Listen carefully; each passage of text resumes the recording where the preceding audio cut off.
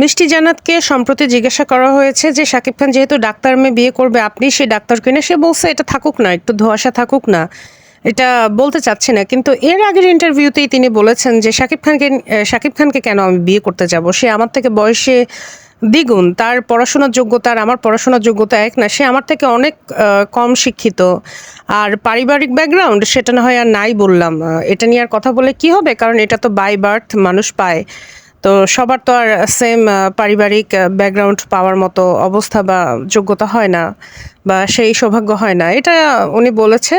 ইন্টারভিউটা আশা করি সবাই দেখেছে। তো শাকিব খান কি কখনো আপনাকে বিয়ের প্রপোজাল দিয়েছে?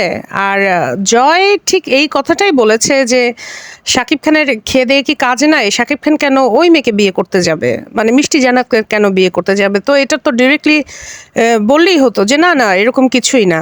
তো সে আবার এটা ধোঁয়াশা কেন রাখলো, মানে এটা কাইন্ড অফ অপবিশ্বাসের মতো ক্যারেক্টার হয়ে গেল না। অপবিশ্বাসকে যখন জিজ্ঞাসা করা হচ্ছিল যে আপনি আর শাকিব খানকে এক হতে যাচ্ছেন, আপনারা কি সংসার শুরু করতে যাচ্ছেন, তখন অপবিশ্বাস যেমন বললো এটা সিক্রেট থাকুক, এটা সেন্সিটিভ ইস্যু, এটা নিয়ে না হয় এখন কথা না বলি, সময়ের উপর ছেড়ে দিই, সময় সবকিছু বলে দিবে। এই যে ধোঁয়াশাগুলো উনি ক্রিয়েট করে রাখতো, আসলে ওনারা নিজেরাই চাচ্ছে এগুলো করে আলোচনায় থাকতে, তো আমরা কি করব বলেন। ওনারা নিজেরা নিজেদের ব্যক্তিগত কথা ঘরের ভিতর রাখতে পারে না। ব্যক্তিগত কথা ততক্ষণই মানে ততক্ষণই ব্যক্তিগত থাকে যতক্ষণ সেটা ঘরের ভিতরে বন্দি থাকে।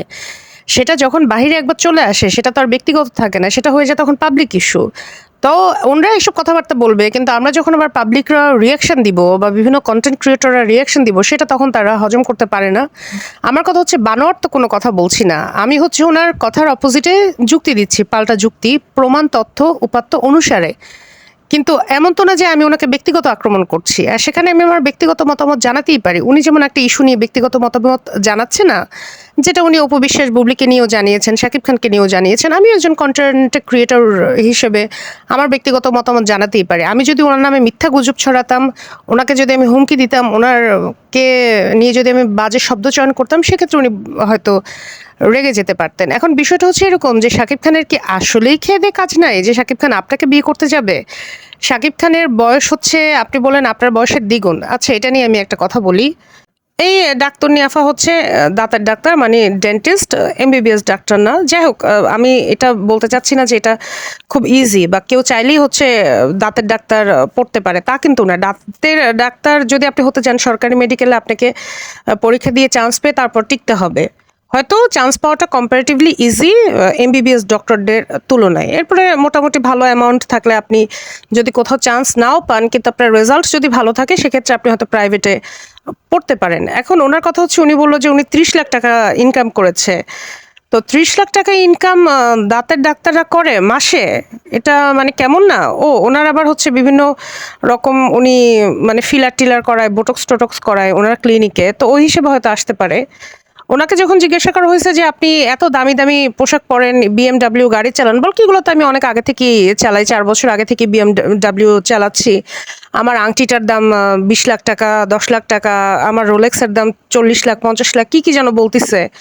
তো যখন উপস্থাপক জিজ্ঞেস করা হলো এগুলো কোথায় পাইছেন, এগুলোর উৎস কি, সে বলতেছে আমার রিংটা আমাকে অমুক গিফট করেছে, ঘড়িটা অমুক গিফট করেছে, কানের দুলটা আমি নিজে কিনেছি, কানের দুল একটা ছোট কানের দুল সে নিজে কিনেছে, কিন্তু আংটি ঘড়ি এগুলো মোটামুটি সবই তার গিফট পাওয়া।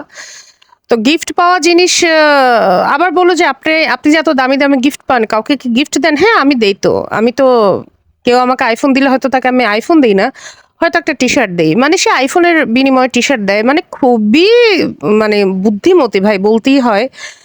তো এই হচ্ছে অবস্থা। এখন এই যে এরা এই ধরনের কথাবার্তা বলে, নিজেদের ব্যক্তিগত বিষয়গুলো নিজেরাই বলে, এরপরে দেখবেন আমরা যদি এদেরকে নিয়ে কথা বলি এরা খেপে যাবে, এরা সেটা হজম করতে পারবে না। তো মিষ্টি জান্নাত, আপনাকে আমি চিনিও না, আপনার ব্যাপারে আমি কোনো কথাও বলি নাই, এবং আপনার কোনো মুভিও আমি দেখি নাই, কিন্তু সেদিন আপনার সৌন্দর্য দেখে, আপনি দেখতে খুবই সুন্দর, এটা অস্বীকার করার কোনো কারণই নাই। আমি দেখে কিন্তু এটাও বলেছিলাম যে বাংলাদেশে যেহেতু এখন বর্তমানে সিঙ্গেল অবিবাহিত নায়িকাদের খুবই অভাব, এবং শাকিব খান যেহেতু বুবলির সাথে আর কাজ করছেন না, এবং মাহিয়া মাহি পরিমণি এনাদের ব্যক্তিগত ইমেজ তেমন একটা ভালো নেই, তো যেহেতু শাকিব খানের পাশে আসলে এদেরকে আমরা দেখতে চাই না।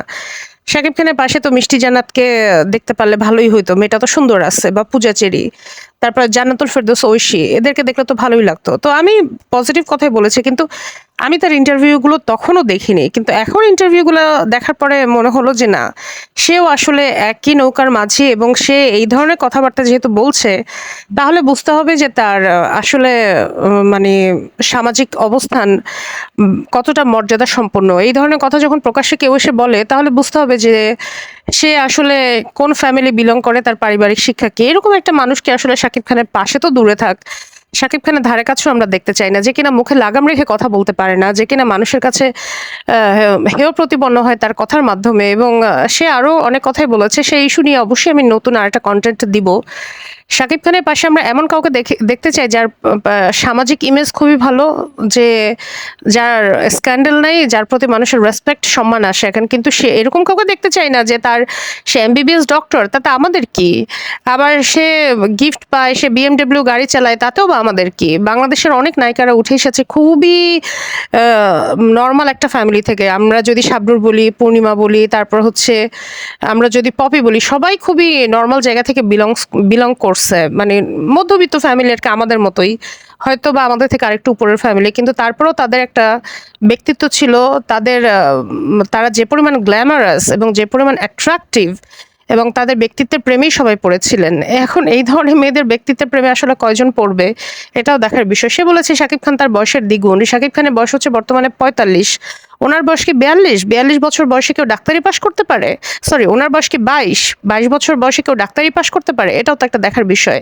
তো এই দাঁতের ডাক্তার নিয়ে আফা মাশাল্লাহ, তার দাঁতগুলো খুবই ঝকঝকে চকচকে। সে বলেছে যে তার কাছে গেলে, তার ভক্তরা যদি যায়, তাহলে তাকে ফ্রি ট্রিটমেন্টের একটা সুযোগ আছে এবং ডিসকাউন্ট দেয়। তো এই ডাক্তার নিয়ে আফার কাছে আপনারা চাইলে হচ্ছে দাঁতের চিকিৎসা নিতে যাইতে পারেন। এখন আর কথাবার্তা শুনে মনে হচ্ছে দাঁতের ডাক্তার হিসেবেই পারফেক্ট আছে। বাট প্লিজ সিনেমাতে আইসেন না, আল্লাহর রস্তে। আসার আগেই 12টা সিনেমা মনে হয় করছেন, কিন্তু তারপরেও সেভাবে নাম ডাক করতে পারেন নাই। কিন্তু এই ধরনের যারা ভোকাল এবং এই ধরনের বাতুল কথাবার্তা যারা বলে, তো তারা যদি মিডিয়াতে আসে, বেফাস মন্তব্য যারা করতে দুইবার ভাবেন এবং টকশোতে ইন্টারভিউতে এসে কি কথা বলতে হবে, কি কথা বলতে হবে না, এইটুকু মুখে যারা লাগাম দিতে পারে না, দয়া করে তারা হচ্ছে সমাজে ঘৃণা চর্চা ছড়ায় এবং সমাজে খারাপ কিছু সম্প্রসারণে তারা হচ্ছে মানে ভূমিকা রাখে, কিন্তু কোনো পজিটিভ ভাইব বা কোনো পজিটিভ মেসেজ তারা সমাজকে দিতে পারে না। তো এই ধরনের মেয়েদেরকে আসলে মিডিয়া যত ফোকাস দিবে, এতই সমাজ ক্ষতিগ্রস্ত হবে। আমরা আসলে এমন কাউকে চাচ্ছি যারা হচ্ছে ক্যামেরার সামনে এসে খুব রুচিশীল, মার্জিত, পরিশীল ভাষায় কথা বলে। এই হিসেবে আমি বলতে পারি 1 নম্বরে থাকবে হচ্ছে আমাদের মৌসুমী, তারপর হচ্ছে আমাদের বুবলি, আমাদের ববিতা ম্যাডাম। এনারা হচ্ছেন এমন মানুষ। তারপর আমাদের সুবর্ণা মুস্তফা। এনাদের কথাবার্তা শুনলে মনে হয় যে না, ভিতর থেকে একটা সম্মান আসে এবং শুনতেই থাকি এবং এদের কাছ থেকে আসলে অনেক কিছু শেখাও যায়। তো দয়া করে আমরা এই ধরনের মানুষকে বেশি বেশি প্রমোট করা উচিত আমার মনে হয়, যাদের থেকে আমরা কিছু শিখতে পারবো। আর একটা মেয়ে আছে জান্নাতুল ফেরদৌস, ঐশী, এরকম আরও অনেক মেয়ে আছে যারা খুবই ব্যক্তিগত জীবনও খুবই নিট অ্যান্ড ক্লিন এবং বেশ ভালো, এবং আমাদের বাংলাদেশের সামাজিক প্রেক্ষাপটকে যারা হচ্ছে রেসপেক্ট করে। এবং আমাদের বাংলাদেশের মানুষ যেহেতু একটু কনজারভেটিভ, সেই হিসেবে তারা সেই অনুযায়ী বা সেই ফেজে তাল মিলিয়ে কথা বলে। তো ধন্যবাদ, সবাই ভালো থাকবেন। আর শেষ কথা এটাই বলে রাখতেছি যে শাকিব খান আপনাকে বিয়ে করবে কিনা এটা আগে চিন্তা করেন। আপনি ধোঁয়াশা ক্রিয়েট করেন কিসের বেসিসে? সাংবাদিকরা হয়তো একটু দুয়ে দুয়ে চার মিলাতে চেয়েছে, কারণ সাংবাদিকদের কাজই তো এটা, তাদের তো হচ্ছে নিউজ বের করে আনতে হবে। কিন্তু আপনি হয়তো এটা ড্রিম দেখতে পারেন যে শাকিব খান আপনাকে বিয়ে করবে, বিয়ে করতে প্রস্তাব দিবে আর আপনি তাকে ডিনাই করবেন। বাট ওইটা হচ্ছে আপনি স্বপ্নেই দেখেন, বাট বাস্তবে এটা কখনোই হবে না। শাকিব খানের আসলেই কোনো দরকার নাই আপনাকে বিয়ে করা। শাকিব খান তার ফ্যামিলিগতভাবে বিয়ে করতে চাচ্ছে একটা নর্মাল ফ্যামিলির, একটা হচ্ছে ভদ্র শিক্ষিত মার্জিত মেয়ে, যেটা সে মানে প্রথম আলোর নিউজ পড়ে যেটা বুঝলাম, সে আর যাই হোক অন্তত আপনি না। আর সাকিবের শিক্ষাগত যোগ্যতা নিয়ে আপনার প্রশ্ন তুলেছেন, ঠিক আছে, আপনি ডাক্তার নিয়ে আফা, আপনি অনেক বড় বড় মানে যেহেতু একটা বিশাল ডাক্তার, এটা আপনারও উচিত হবে না শাকিব খানের দিকে কুনজর দেওয়া। আপনি ডাক্তার, আপনি কোনো ডাক্তারকেই ধরিয়েন, সেটাই বরং ভালো হবে। ধন্যবাদ, সবাই ভালো থাকবেন।